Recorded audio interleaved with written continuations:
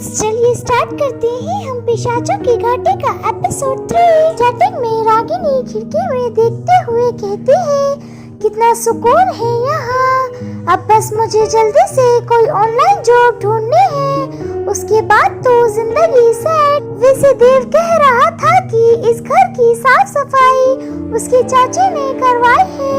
कितनी मदद करते हैं वो देव की। और एक मेरी चाची है जो पैसों के लिए मेरी शादी एक ठरके से कराने वाली थी। रिश्ता एक ही है लेकिन कितना अंतर है दोनों में। कितनी खुशकिस्मत हूँ मैं जो मुझे देव मिल गया। वैसे देव सच ही कह रहा था, ये गांव सच में सुनसान ही है। वो तो बता रहा था कि यहाँ भूले भटके कोई बाहर ही नहीं आता।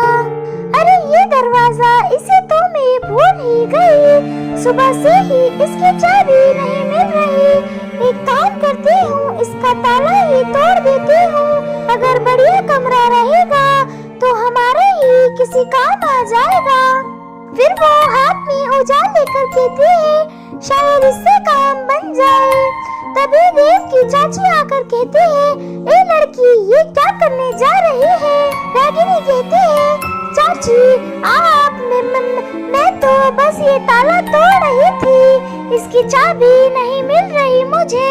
देव की चाची कहती है, क्योंकि इसकी चाबी देव के पास है और वो नहीं चाहता कि कोई ये कमरा खोले।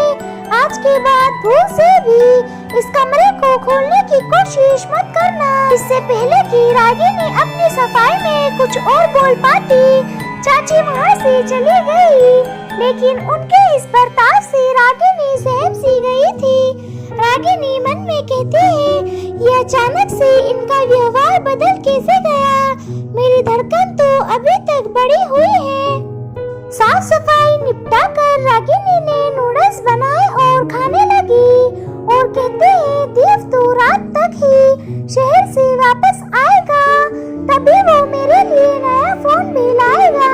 तब तक आसपास टहल आती हूँ, वरना यहाँ बैठे बैठे बोर होती रहूंगी। रागिनी बाहर आकर टहलने लगती है और कहती है, एक फोन के ना रहने से इंसान कितना बोर हो जाता है। वैसे बोर तो मैं बाहर आकर भी हो रही हूँ।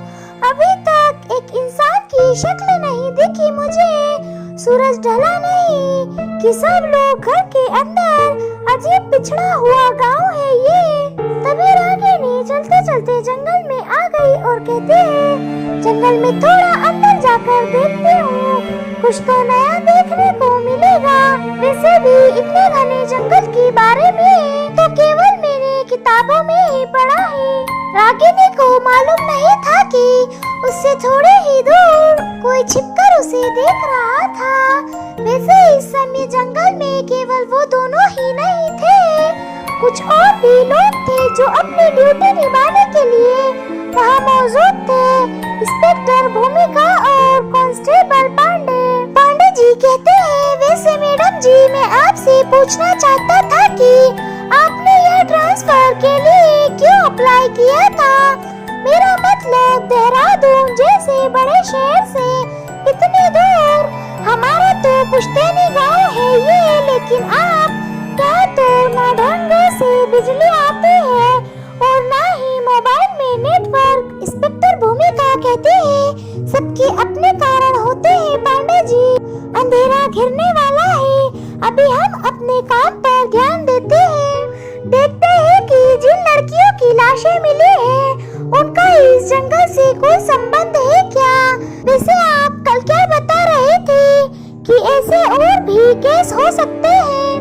पांडे जी कहते हैं, हाँ मैडम, मेरा मतलब जो केस हम पुलिस वाले रिकॉर्ड करते हैं उसके अलावा क्या है ना मैडम कि एक तो ये पहाड़ी इलाका है और साथ में जंगली इलाका भी।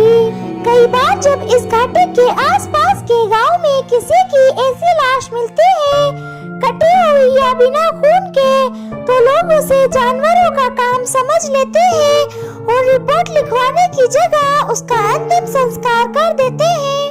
और हमारे पिछले साहब तो ऐसे थे जिन्हें बस दिन भर खाने में बैठना ही पसंद था। इंस्पेक्टर भूमिका कहती है, और आपको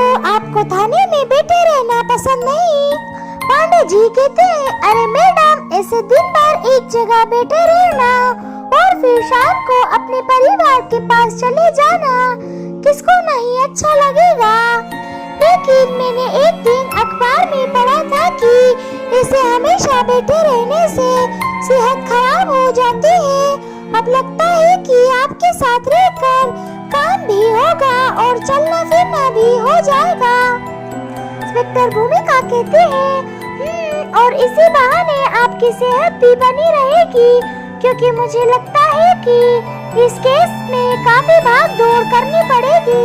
न जाने मुझे ऐसा आभास क्यों हो रहा है कि जल्द ही कोई और लड़की शिकार बनने वाली है। टहलते टहलते रागिनी जंगल में मौजूद उस पुरानी हवेली तक पहुंच गई थी, जिसे लोग काली हवेली के नाम से जानते थे।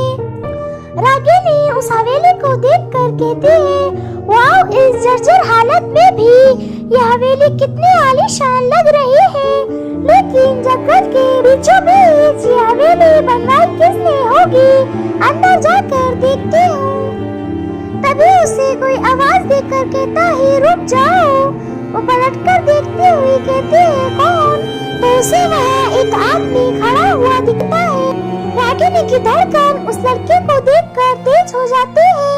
रागिनी कहती है, तुम तो वही हो, मैं तुम्हें पहचानती हूँ। ये कैसे हो सकता है? तुम्हारी वजह से ही तो मेरे मम्मी पापा की डेथ हुई थी। फिर सीन पास्ट में चला जाता है 15 साल पहले।